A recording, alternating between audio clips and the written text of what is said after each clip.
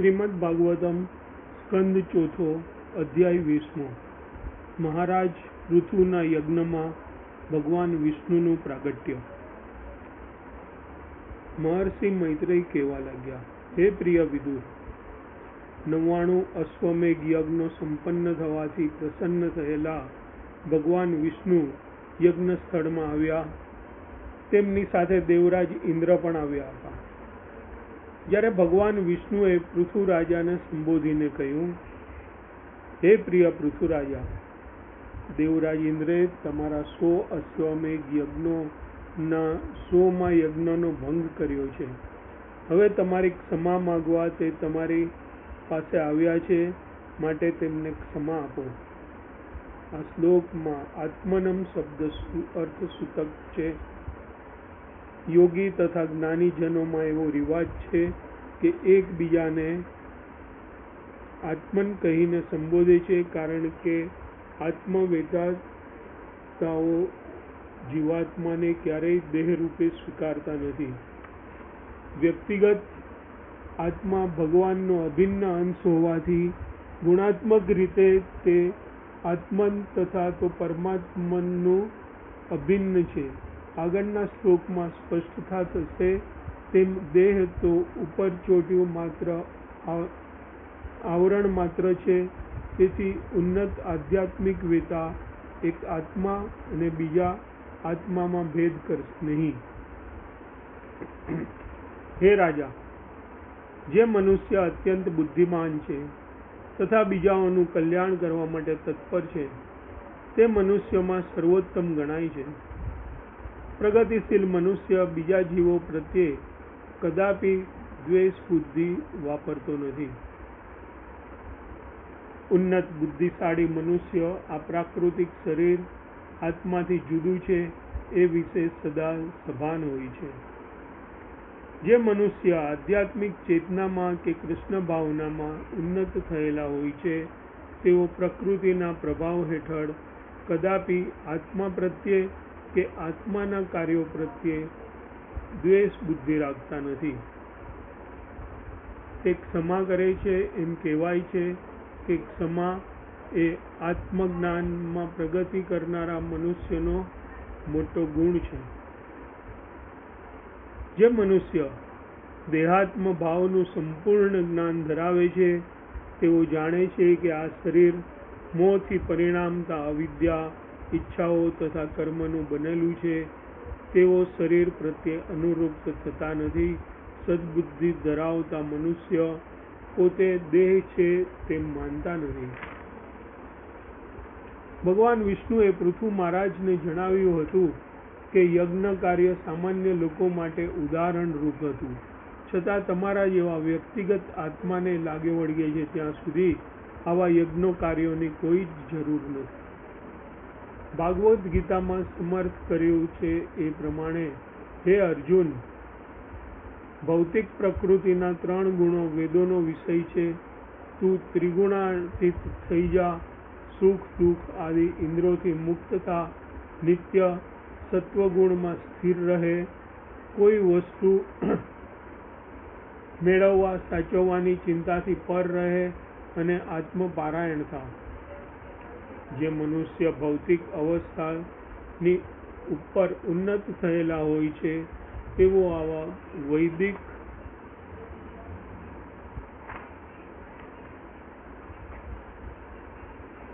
કર્મકાંડમાં જરા પણ રસ ધરાવતા નથી। ઉલટું તેઓ ઉચ્ચતર ફરજો અદા કરવામાં રસ ધરાવે છે, જે છે પૂર્ણ પુરુષોત્તમ પરમેશ્વરની પ્રેમમયી દિવ્ય સેવા। વ્યક્તિગત આત્મા એક શુદ્ધ, અપાર્થિવ અને સ્વયં પ્રકાશમાન છે। તે સર્વ સદ્ગુણોનો ભંડાર છે અને સર્વવ્યાપી છે। તે ભૌતિક આવરણ રહિત છે અને તે બધા કર્મનો સાક્ષી છે। તે બીજા જીવાત્માઓથી સર્વથા ભિન્ન છે અને તે સર્વ દેહધારી આત્માઓથી પર છે।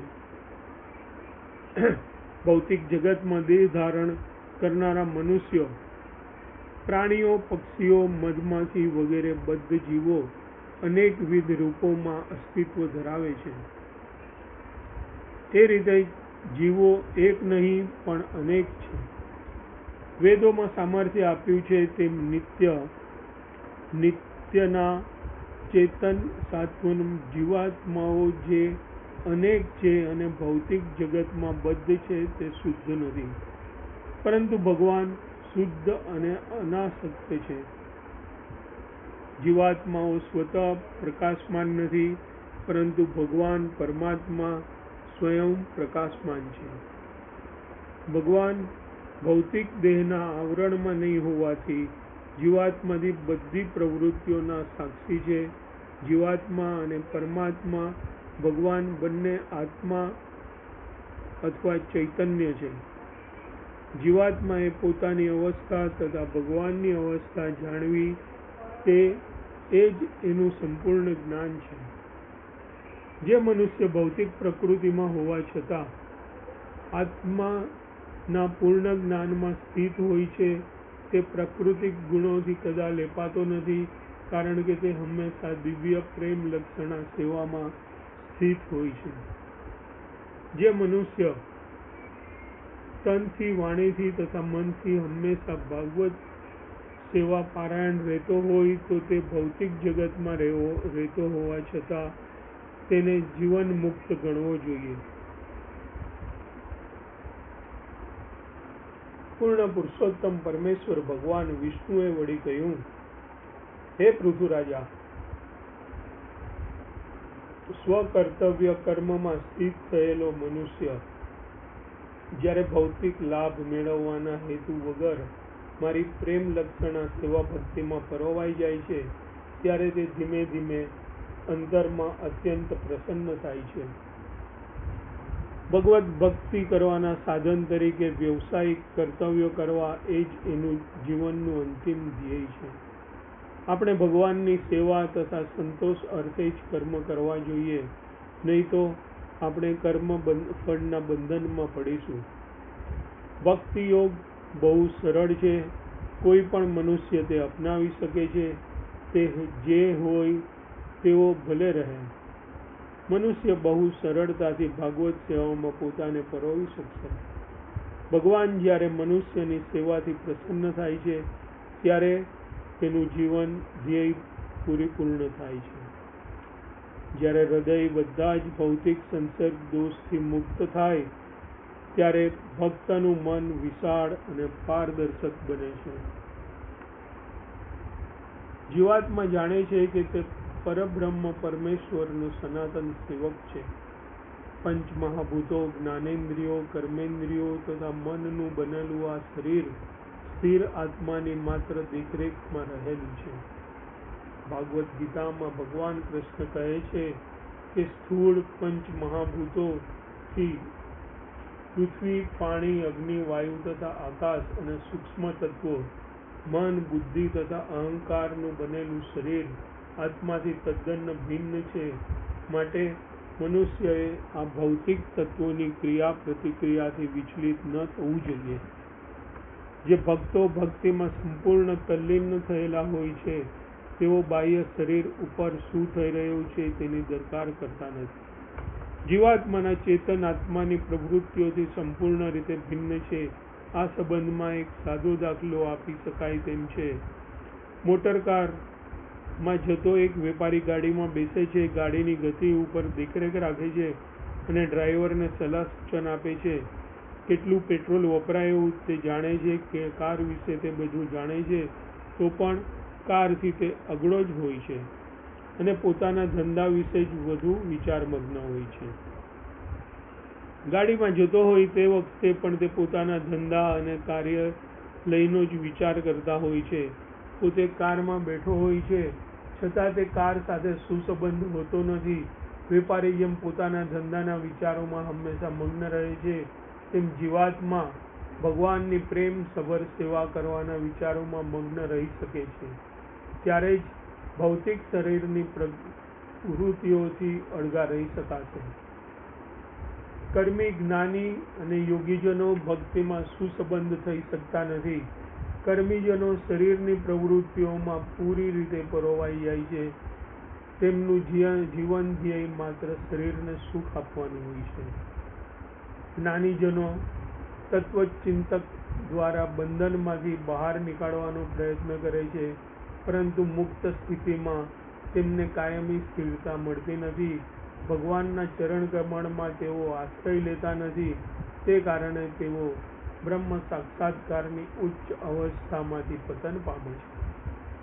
યોગીજનો પણ જીવનો દેહભાવ ધરાવે છે. તેઓ માને છે કે ધારણા, આસન, પ્રાણાયામ વગેરે દ્વારા શરીરને વ્યાયામ કરાવી તેઓ કંઈક આધ્યાત્મિક પ્રાપ્તિ કરી શકશે. ભગવાન સાથે ભક્તનો ગાઢ સંબંધ હોવાથી તેની અવસ્થા હંમેશા આધ્યાત્મિક હોય છે, અને તેથી માત્ર ભક્તો માટે જ ભાગવત સેવા પારાયણ થવાનું શક્ય બને છે. હે વીર રાજા, તમે પોતે સદા સમતોલ રહો અને બધા લોકો સાથે સમતાપૂર્વક વર્તો, ચાહે પછી તેઓ તમારાથી શ્રેષ્ઠ હોય, મધ્યમ હોય કે અદમ્ય હોય. ક્ષણિક સુખ કે દુઃખથી વિચલિત થશો નહીં. તમારી ઇન્દ્રિયો તથા મનને સંપૂર્ણપણે વશમાં રાખો, કારણ કે તમારા રાજ્યના પ્રજાજનોને રક્ષણ આપવું એ જ તમારું કર્તવ્ય છે. ભગવાન કૃષ્ણની પ્રત્યક્ષ આજ્ઞા અનુસાર અર્જુને કુરુક્ષેત્રનું યુદ્ધ કર્યું હતું. તે જ પ્રમાણે અહીં પૃથુ મહારાજને પણ તેમના કર્તવ્ય પાલન અંગે ભગવાન વિષ્ણુ આદેશ આપી રહ્યા છે. ગુરુની આજ્ઞાનું પાલન કરવા નિયમને જો શિષ્ય વળગી રહેશે તો તે સદા જીવન મુક્ત સ્થિતિમાં રહેશે. ભગવાન વિષ્ણુએ પૃથુ મહારાજને આદેશ આપ્યો હતો કે તે રાજા તરીકે પોતે દૈહિક સ્થિતિની પ્રવૃત્તિઓમાંથી પોતાને સદા અલિપ્ત રાખે અને ભાગવત સેવામાં પોતાની જાતને નિત્ય પરોવી રાખે અને એ રીતે પોતાને મુક્ત અવસ્થામાં રાખે. મનુષ્ય જ્યારે દેહના કર્મોથી પોતાને અલિપ્ત રાખે છે ત્યારે તે પ્રત્યક્ષ રીતે ભગવાન સાથે ગાઢ સંબંધમાં સંપૂર્ણ રહી શકે છે.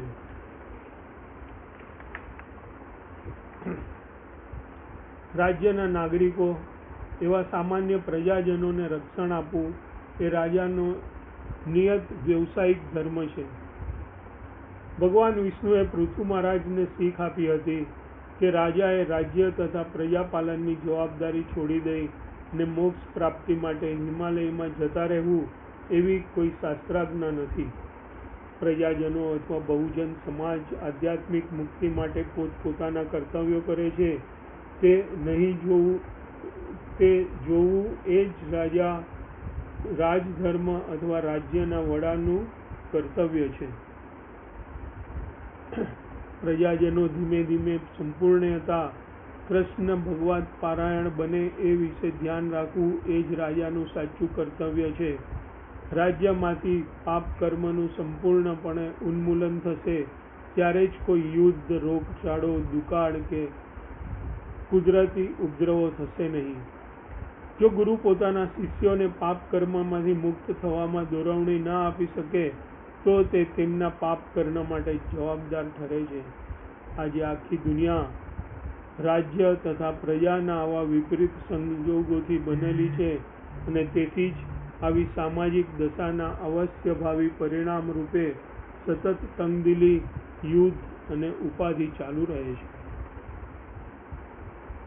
જીવનમાં પૂર્ણ થવાની એકમાત્ર પદ્ધતિ છે કૃષ્ણ ભાવનાનો વિકાસ. વર્ણાશ્રમ ધર્મનું પાલન જુદી જુદી સ્થિતિમાં જુદા જુદા મનુષ્ય દ્વારા કરવામાં આવતું હોવાથી દુનિયાના દરેક ભાગમાંનો દરેક મનુષ્ય કૃષ્ણ ભાવનાના સિદ્ધાંતોનું અનુસરણ કરી શકે છે.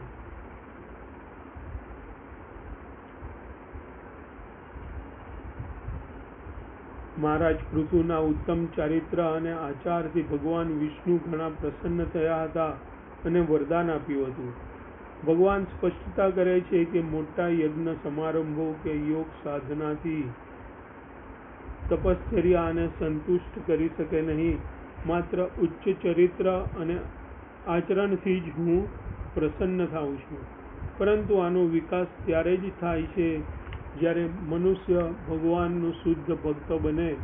મનુષ્યએ અનન્ય ભક્તિનો વિકાસ સાધ્યો છે તેના માં ચેતન આત્માના મૂળભૂત સદ્ગુણો વિકાસ પામે છે. ભગવાનના અભિન્ન અંશ તરીકે ચેતન આત્મામાં ભગવાનના બધા સદ્ગુણો હોય છે. ભક્તના ગુણો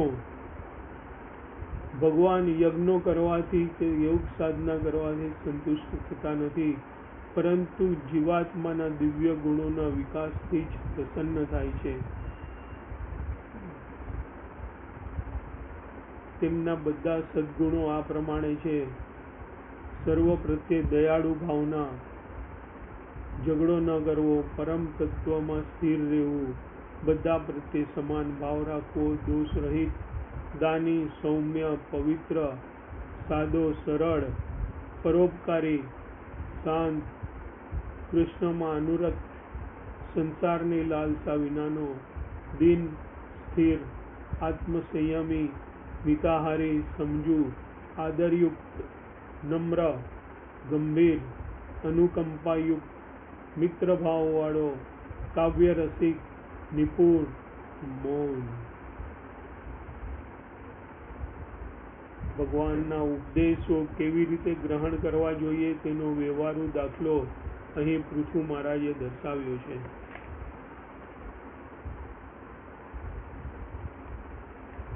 રાજા ઇન્દ્ર પાસે જ ઊભા હતા અને પોતે કરેલા કામથી લજ્જિત થઈને રાજા પૃથુના ચરણને સ્પર્શવા નીચે નમી પડ્યા. પરંતુ પૃથુ મહારાજે તરત જ બહુ પ્રેમ ભાવે તેને આલિંગન આપ્યું. તેને યજ્ઞના અશ્વની કરેલી ચોરી વિશેના વેરભાવને ખરેખર ત્યજી દીધો. મહારાજ ઇન્દ્રએ પૃથુ રાજાના ચરણમાં નમવાનો નિર્ણય કરેલો, પરંતુ રાજા પૃથુ એવા ઉદાર વૈષ્ણવ હતા કે મહારાજ ઇન્દ્રને પોતાના ચરણમાં નમવા દેવા માંગતા ન હતા. તેથી તેમણે ઇન્દ્રને તત્કાલ ઊભા કરીને આલિંગન આપ્યું અને બંને જણાની બની ગયેલી ઘટનાને ભૂલી ગયા.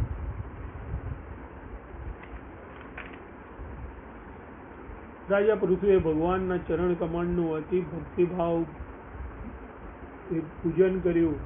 ભગવાને તેની ઉપર અત્યંત કૃપા કરી. ભક્તના દેહમાં જ્યારે વિવિધ દિવ્ય ભાવોનો ઉદય થાય છે તેમ તેની ભક્તિ પૂર્ણ થઈ છે એમ સમજી જવું જોઈએ. રુદન, હાસ્ય, સ્વેદ, મૂર્છા, પાગલપન, તેવા પ્રલાપ વગેરે ઘણા પ્રકારના દિવ્ય ભાવ છે. ભક્તના દેહમાં કેટલીક વખત આ બધા લક્ષણો દ્રષ્ટિગોચર થાય છે. 8 પ્રકારના દિવ્ય રૂપાંતરો તેની ક્યારેય નકલ કરી શકાતી નથી.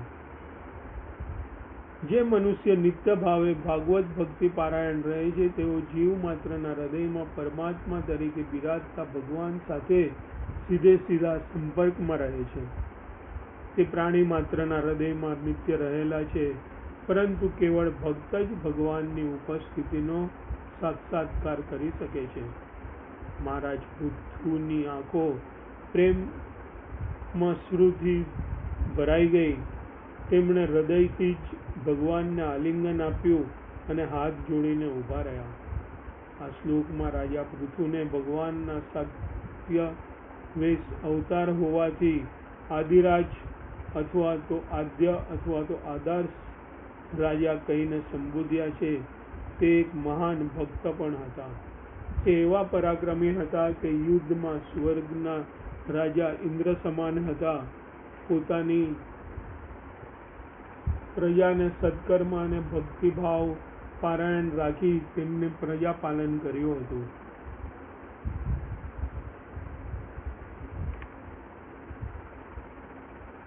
ભક્તોનું ઉચ્ચતર ગ્રહલોકની ભગવાનની અસ્તિત્વમાં વિલીન થવાની ઉત્કંઠતા હોતી નથી. મને ઓછામાં ઓછા 10 લાખ કાન મળે એવું વરદાન આપો કે જેથી હું આપના શુદ્ધ ભક્તોના મુખેથી આપના ચરણારવિંદનો મહિમા શ્રવણ કરી શકું. કોઈ વ્યક્તિ કદાચ એમ માને કે ભગવાનની કથા ગમે ત્યાંથી ભક્ત કે અભક્તના મુખેથી સાંભળી શકાય, તો અહીં ખાસ કરીને જણાવ્યું કે ભગવાનના ગુણ કીર્તન કે કથા શુદ્ધ ભક્તોના મુખેથી જ નીકળે અને સનાતન ગોસ્વામીએ અભક્તના મુખેથી શ્રવણ કરવાનો નિષેધ કર્યો છે.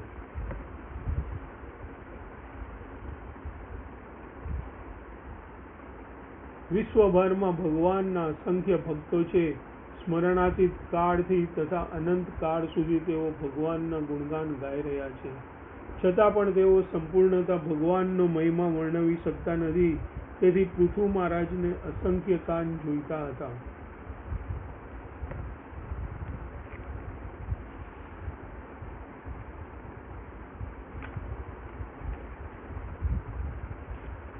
શુદ્ધ ભક્તના મુખેથી આવતા દિવ્ય ધ્વનિ કંપનો એટલા શક્તિશાળી હોય છે કે તે જીવાત્માની પૂર્ણ પુરુષોત્તમ પરમેશ્વર સાથેના સનાતન સંબંધની સ્મૃતિને પુનર્જાગૃત કરાવી શકે છે. માયાના પ્રભાવ હેઠળ આપણે ભગવાન સાથેના આપણા સનાતન સંબંધને લગભગ ભૂલી ગયા છીએ. વેદોમાં જણાવ્યું છે કે આપણામાંની દરેક વ્યક્તિ માયાના પ્રભાવ હેઠળ ઇન્દ્રાધીન છે. આ નિંદ્રામાંથી આપણે જાગી જવું જોઈએ અને સાચી સેવામાં જોડાઈ જવું જોઈએ. આ મનુષ્ય જન્મની સુવિધાઓને આપણે એ જ રીતે યોગ્ય ઉપયોગ કરી શકશું કે જેથી આ મનુષ્ય જન્મમાં તેનું જીવન ધ્યેય પરિપૂર્ણ થઈ શકે. આ જાગૃત કરનારી વાણી શુદ્ધ ભક્તોના મુખેથી આવી છે. શુદ્ધ ભક્ત બોલે છે ત્યારે આ વાણી આધ્યાત્મિક સામર્થ્ય ધરાવે છે. માટે ભૌતિક કામના, તર્ક વિતર્કના જ્ઞાન કે ભૌતિક ગુણોના સંસર્ગ દોષ રહિત થઈ ને ભગવાનના ચરણ કમળમાં સંપૂર્ણપણે શરણાગત થયેલા શુદ્ધ ભક્તના મુખેથી શ્રવણ કરવું એ બદ્ધ જીવ માટે બહુ જ મહત્વનું છે. શુદ્ધ ભક્ત પાસેથી શ્રવણ કરવાની પ્રક્રિયા બધા વેદ વિહિત શાસ્ત્રોમાં નિર્દિષ્ટ થયેલી છે. માટે આધ્યાત્મિક સમજણ કેળવવાની દિશામાં પ્રગતિ કરવા માટે શુદ્ધ ભક્તના મુખમાંથી શ્રવણ કરવાની આ પદ્ધતિ બહુ જ મહત્વપૂર્ણ છે.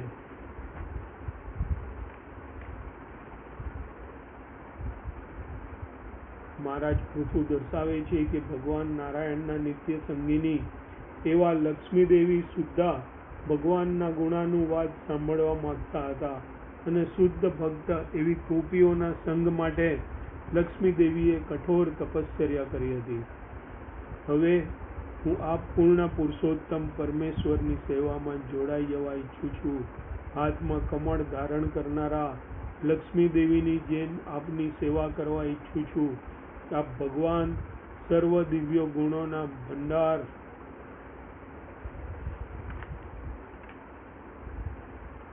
ભગવાન વિષ્ણુ ના રામ, નરસિંહ, વરાહ અને બીજા અવતારો એ બધા જ નિત્ય છે. મુક્ત શબ્દ જીવોનો નિર્દેશ કરે છે જેઓ આ ભૌતિક જગતમાં કદી પાછા આવતા નથી. બદ્ધ જીવ એવા છે કે તેઓ લગભગ સદાકાળ આ ભૌતિક જગતમાં રહે છે. બધા પ્રકૃતિના ત્રિવિધ તાપથી છૂટી જવા તથા જીવન સુખ ભોગવવા માટે મથામણ કરી રહ્યા છે. જ્યારે મુક્ત થઈ ચૂકેલા છે તેઓ આ ભૌતિક જગતમાં પાછા આવતા નથી. ભગવાન વિષ્ણુને અહીં પુરુષોત્તમ એટલે કે વિષ્ણુ તત્વ અને જીવ તત્વ નામક સર્વ જીવાત્માઓમાં શ્રેષ્ઠ કહીને સંબોધ્યા છે. તેથી પૃથુ મહારાજ ભગવાન વિષ્ણુના ચરણ કમળની સેવામાં સંલગ્ન થઈ જવાનો નિર્ણય કર્યો હતો. પૃથુ મહારાજ ભગવાન વિષ્ણુના એક અવતાર ગણાય છે, પરંતુ તેઓ સત્યાવેશ અવતાર કહેવાય છે. આ શ્લોકમાં બીજો મહત્વનો શબ્દ છે ગુણાલયમ. તેનો નિર્દેશ સર્વ દિવ્ય ગુણોના ભંડાર એવા વિષ્ણુ પરત્વેનો છે. ભગવાન તો સર્વ દિવ્ય ગુણોના ભંડાર છે. ભગવાનનો સૌથી મહત્વપૂર્ણ ગુણોમાંનો એક ગુણ છે ભક્તો પ્રત્યેનું તેનું વલણ. જે માટે તેઓ ભક્ત વાત્સલ્ય કહેવાય છે. ભક્તો સદા ભગવાનના ચરણ કમળની સેવા કરવાનો અભિગમ રાખે છે અને ભગવાન પણ સદા પોતાના ભક્તોની પ્રેમસભર સેવા સ્વીકારવાનું વલણ ધરાવે છે. એ સેવાના આદાન પ્રદાન ઘણા દિવ્ય વ્યવહાર થાય છે અને દિવ્ય ગુણાત્મક લીલા કહેવાય છે. ભગવાનના દિવ્ય ગુણોમાંના કેટલાક આ પ્રમાણે છે: તેઓ સર્વજ્ઞ છે, સર્વવ્યાપી છે, સર્વશક્તિમાન છે, સર્વ કારણોના આદિ કારણ છે, સંપૂર્ણ તત્વ છે, સર્વ ગુણોના ભંડાર છે અને સર્વ જ્ઞાનના ભંડાર છે, તે સર્વ મંગલમય છે આદિ. પૃથુ મહારાજ ભગવાનના ચરણ કમળનું ચિંતન કરતા હતા. તેઓ દાસ્યરસ અર્થાત ભગવાનના દાસની ભૂમિકા પર રહેલા છે.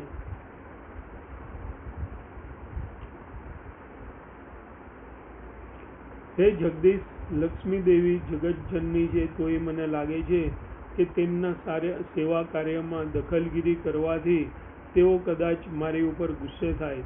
છતાં મને આશા છે કે તે થોડી ગેરસમજ થાય તો પણ આપ મારો પક્ષ લેશો. ભાગ્યદેવી માતા લક્ષ્મીજી ભગવાન નારાયણનું નિત્ય ચરણ સેવા કરવા માટે સુપ્રસિદ્ધ છે. તેઓ એક આદર્શ પત્ની છે. ભગવાન નારાયણ તે સર્વ પ્રકારે જતન કરે છે અને તેઓ ચરણ સેવા કરવાની કાળજી રાખે છે. તેઓ ભાગવત સેવામાં સદા સંલગ્ન રહે છે. તેથી તેમના નિત્ય કાર્યોમાં દખલગીરી કરવાની કોઈ અન્ય ભક્ત માટે તક રહેતી નથી. તેથી પૃથુ મહારાજને લગભગ ખાતરી થઈ હતી કે લક્ષ્મી દેવીના સેવા કાર્યમાં તેમની દખલગીરી તેમને નારાજ થશે અથવા તો દેવી તેમની ઉપર ગુસ્સે થશે. જગતજનની એવા માતા લક્ષ્મીજી પૃથુ મહારાજ જેવા સામાન્ય ભક્ત ઉપર શા માટે ક્રોધ કરાય? આ બધું સંભવિત ન હતું. છતાં પોતાની અંગત સુરક્ષા માટે પૃથુ મહારાજે ભગવાનને પોતાનો પક્ષ લેવા માટે નમ્ર વિનંતી કરી હતી. પૃથુ મહારાજ સાધારણ વૈદિક વિધિઓ તથા તો યજ્ઞો કરવામાં પરોવાયેલા હતા, પરંતુ ભગવાન અત્યંત દયાળુ અને ઉદાર હોવાથી પૃથુ મહારાજને જીવનની સર્વોચ્ચ ભક્તિ પ્રદાન કરવા માટે તત્પર બન્યા હતા. વિષ્ણુ પુરાણમાં જણાવ્યું છે કે વર્ણાશ્રમ ધર્મના સિદ્ધાંતોના પાલન કરવાથી મનુષ્ય ભગવાનને પ્રસન્ન કરી શકે છે. ભગવાન જ્યારે સંતુષ્ટ થાય છે ત્યારે યજ્ઞ કરનાર મનુષ્ય ભક્તિની ભૂમિકામાં ઉન્નત પામે છે. તેથી પૃથુ મહારાજ એવી આશા કરતા હતા કે ભગવાન તેમની નજીવી સેવાને પણ લક્ષ્મીજીની સેવાથી મોટી ગણીને સ્વીકારશે. ભગવાન વિષ્ણુ સ્વયં સંપૂર્ણ છે અને લક્ષ્મીજીની સહાય વગર પણ તે ગમે તે તથા બધું જ કાર્ય કરી શકે તેમ છે. દાખલા તરીકે ગર્ભોદસ્થાયી વિષ્ણુએ જ્યારે તેમની નાભીમાંથી બ્રહ્માંડની ઉત્પત્તિ કરી, બ્રહ્માંડના જન્મ પ્રસંગે ગર્ભોદસ્થાયી વિષ્ણુએ લક્ષ્મીજીમાં ગર્ભદાન કર્યું ન હતું. સ્વયં સંપૂર્ણ હોવાથી ભગવાને પોતાની નાભીમાંથી જ બ્રહ્માની ઉત્પત્તિ કરી હતી. આત્મ સાક્ષાત્કાર પછી જ્ઞાનમાં પરિપક્વ થયેલા જ્ઞાનીજનોએ ભગવાનના ચરણનો આશ્રય લેવો જોઈએ. મનુષ્ય જો ભક્તિની ભૂમિકા પર ન આવે તો તે આત્મ સાક્ષાત્કાર સંપૂર્ણ થતો નથી. માટે જ શ્રીમદ ભાગવતમમાં જણાવ્યું છે કે જે મનુષ્ય આત્મસંતુષ્ટ છે તેઓ પ્રાકૃતિક ગુણોના સર્વ સંસર્ગ દોષથી મુક્ત થઈ જાય છે. મનુષ્ય જ્યાં સુધી પ્રાકૃતિક ગુણોની ખાસ કરીને રજોગુણ તથા તમોગુણની અસરમાં રહેશે ત્યાં સુધી તે લોભી તથા કામી રહેશે. જ્ઞાની આ હકીકત સમજે છે અને તેથી તે કર્મ કરવાનું બંધ કરી કર્મ સંન્યાસ અપનાવે છે. આત્મ સાક્ષાત્કાર પછી જ્ઞાની નું ભૌતિક ડાપણ તેને ભગવાનના ચરણના આશ્રયમાં લઈ જાય છે. ત્યારે તેને માત્ર ભગવાનના ચરણ કમળનું નિત્ય ધ્યાન કરવામાં જ સંતોષ મળે છે. તેથી પૃથુ મહારાજ એના નિષ્કર્ષ પર આવ્યા હતા કે ભક્તિ માર્ગ ગ્રહણ કરનારા મુક્ત મનુષ્યોએ જીવનનું પરમ ધ્યેય પ્રાપ્ત કર્યું છે. ભગવાનના ચરણની ભક્તિમાંથી મળતા સુખની ઉત્પત્તિમાં આત્મ સાક્ષાત્કારમાંથી મળતું આત્મ આનંદ તેમનું આધ્યાત્મિક સુખ બહુ તુચ્છ છે. માટે પૃથુ મહારાજે એવો નિર્ણય કર્યો હતો કે તેઓ માત્ર ભગવાનનું ગુણ કીર્તન નિત્ય સાંભળતા રહેશે અને એ રીતે પોતાના મનને ભગવાનના ચરણ કમળમાં પરોવી રાખશે. એ જ જીવનની સર્વોચ્ચ સિદ્ધિ છે.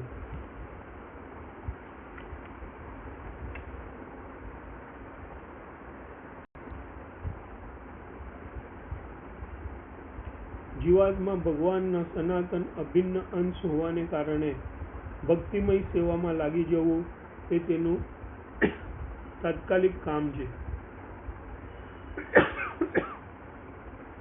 પૃથુ મહારાજ કહે છે કે ભૌતિક વરદાનનું પ્રલોભન એ મનુષ્યને આ ભૌતિક જગતમાં ફસાવી રાખવા માટેના એક છટકા જેવું છે. માટે તેઓ ભગવાનને સ્પષ્ટપણે કહે છે કે ભૌતિક સુખો આપવાના રૂપે ભગવાનના વરદાનો ખરેખર તો મોહના કારણરૂપ છે. શુદ્ધ ભક્તને ભક્તિ કે મુક્તિમાં લગીરે રસ હોતો નથી.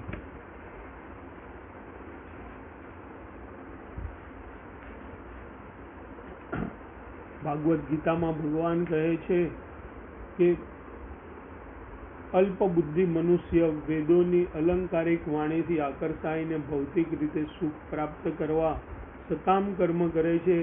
એ રીતે તેઓ જન્મો જન્મ જુદી જુદી યોનિઓમાં રહીને અત્યંત પરિશ્રમપૂર્વક શોધ કરતા રહે છે. હે મારા પ્રભુ, આ ભૌતિક લોકમાંના સર્વ જીવો આપની માયા શક્તિને લીધે પોતાની મૂળભૂત સ્વરૂપાવસ્થા ભૂલી ગયેલા છે અને અજ્ઞાનવશ તેઓ સમાજ મૈત્રી પ્રેમના રૂપમાં ભૌતિક સુખ પ્રાપ્તિની ઈચ્છા રાખે છે. માટે આપની પાસેથી કોઈ ભૌતિક સુખ માગવાનું મને કહેશો નહીં. જેવી રીતે કોઈ પિતા પુત્રની માગણીની રાહ જોયા વગર તેના હિતાર્થે બધું કરે છે, તેવી જ રીતે મારે માટે આપને જે કંઈ પણ ઉત્તમ લાગે તે કરવા માટે કૃપાવંત થશો.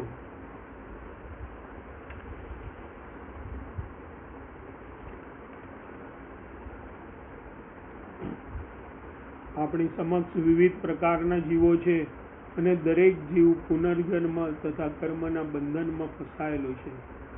માત્ર ભગવાનને શરણાગત થવું એ આપણી સંભાળ લેવા દેવી એ જ આપણી ફરજ છે. આપણું ભલું શેમાં લખેલું છે તે તેઓ સારી રીતે જાણે છે. મહર્ષિ મૈત્રેય કહેવા લાગ્યા કે હે વિશ્વના દ્રષ્ટા ભગવાને પૃથુ મહારાજની પ્રાર્થના સાંભળ્યા પછી રાજાને સંબોધીને કહ્યું કે હે રાજા, તું મારી ભક્તિમાં સદા રત રહે એવા આશીર્વાદ. તું પોતે જ બહુ બુદ્ધિપૂર્વક જણાવે છે તેમ આવા શુદ્ધ ઉદ્દેશ વડે જ મનુષ્ય માયાની દુશ્ચય જય ભ્રામક શક્તિને પાર કરી શકે છે. ભગવાન સ્વયં જણાવે છે કે મનુષ્ય જો ભવસાગરને પાર કરી જવા માંગતો હોય તો ભક્તિ યોગ વિના અન્ય કોઈ વિકલ્પ નથી. તેથી ભક્તે સ્વર્ગમાંની કે નરકમાંની કોઈ ભૌતિક સ્થિતિની પરવા ન કરવી જોઈએ.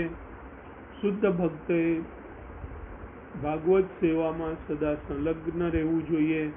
એ અવસ્થાને વળગી રહેવાથી માત્રથી મનુષ્ય પ્રકૃતિના બંધનકારક નિયમોને જીતી શકે છે. ભાગવદ ગીતામાં ભગવાન કહે છે કે માત્ર મારું સદા ચિંતન કર અને મારો ભક્ત થા. ધર્મનો આ પ્રાથમિક સિદ્ધાંત છે. જે મનુષ્ય ભગવાનની આ આજ્ઞાનું પ્રત્યક્ષ રીતે પાલન કરે છે તે વાસ્તવમાં ધાર્મિક મનુષ્ય છે. ભગવાનની આજ્ઞાનું પાલન કરનાર મનુષ્ય માટે દુનિયામાં સર્વત્ર સૌભાગ્ય જ હોય છે. મહર્ષિ મૈત્રેય વિદુરને કહેવા લાગ્યા કે ભગવાને રાજા પૃથુની અર્થપૂર્ણ સ્તુતિની પ્રશંસા કરી. એ રીતે રાજાને ભગવાનનું પૂજન કર્યું. તે પછી ભગવાને તેને આશીર્વાદ આપ્યા અને ત્યાંથી જવાનો નિર્ણય કર્યો.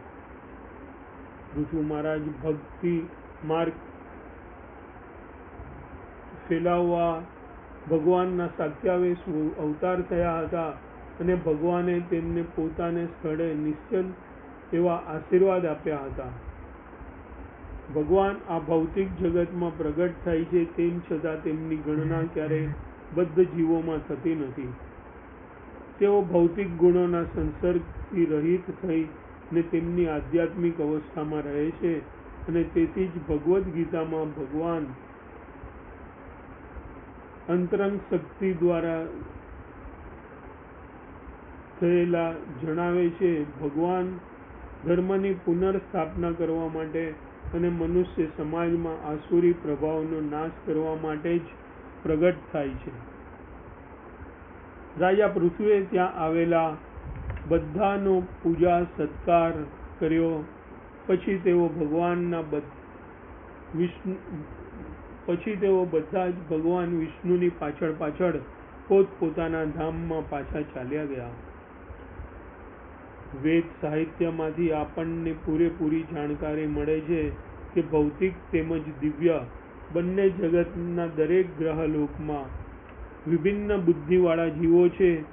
પૃથ્વી ભૂલોક નામના ગ્રહમંડળમાં એક ગ્રહ છે. સમગ્ર વિશ્વ ચતુર્દશ ભવન નામે પ્રસિદ્ધ છે. તે નિર્દેશ કરે છે કે તેમાં 14 ગ્રહમંડળો છે.